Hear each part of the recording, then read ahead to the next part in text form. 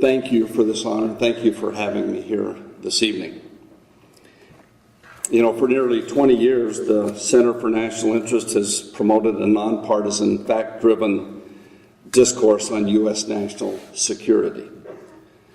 It's refreshing that you take the longer view and resist the temptations of partisan analysis.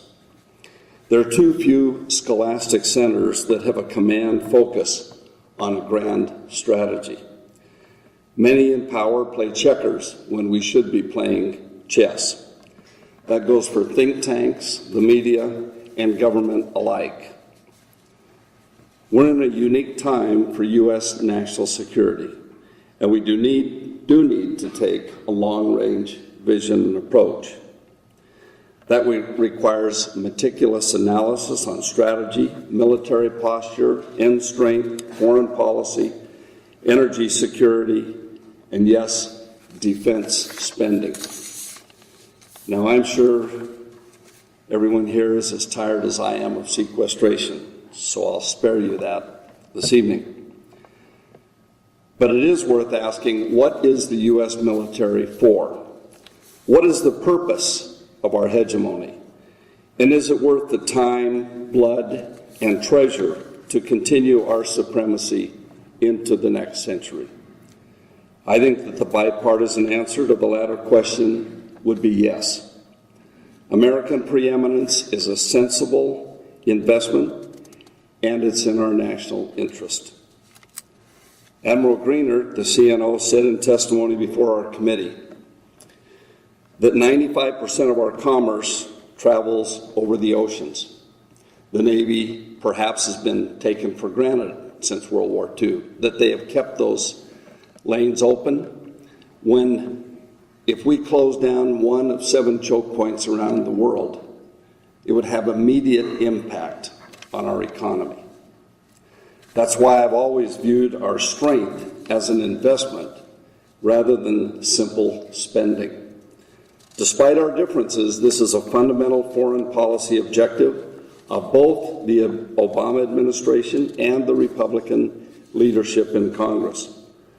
What we lack is a common definition of hegemony and a common goal that we want our statecraft to achieve. When George Kennan published the X article in Foreign Affairs, we know it as the Long Telegram, he brought clarity to U.S. foreign and defense policy by simply defining a common purpose. Of course, Kennan's explanation of our purpose was somewhat simpler than it is today. At the time, reality and events allowed for that simplicity. He said it was a long-term, patient but firm, vigilant containment of Russian expansive tendencies. Now, I've been around a while, and I do remember that time in our history.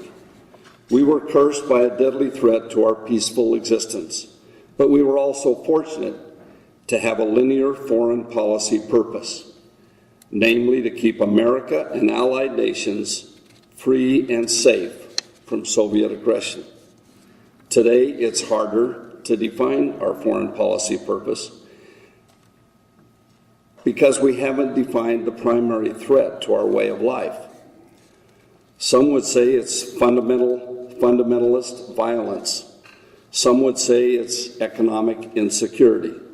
Some would say cybersecurity. Some would say climate change.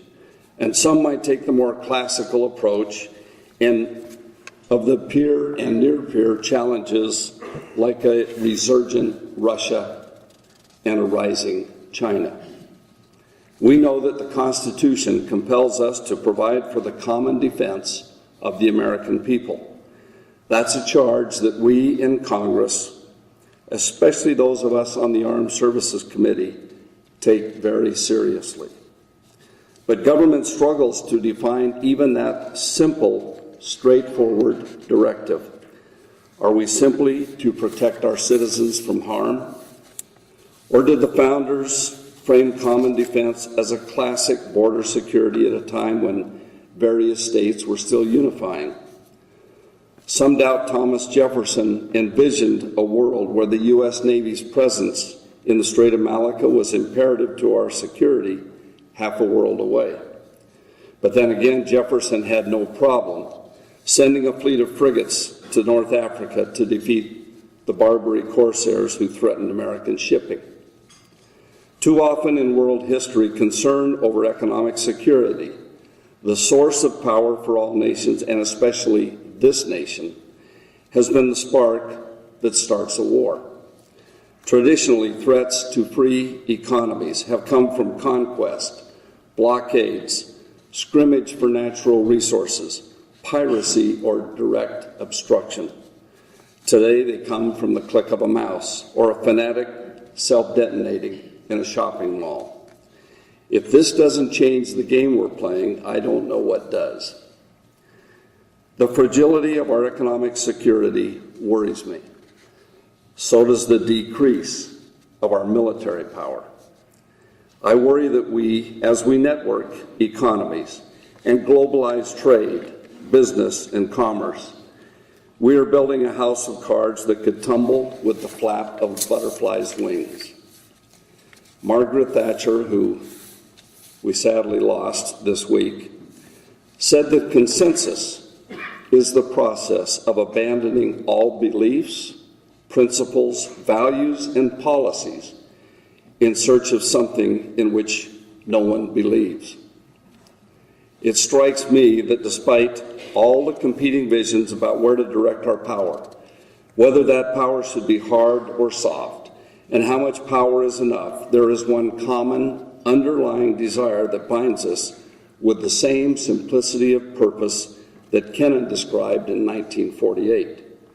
We all want to preserve our way of life, and we all want our light of freedom to extend to all nations and peoples.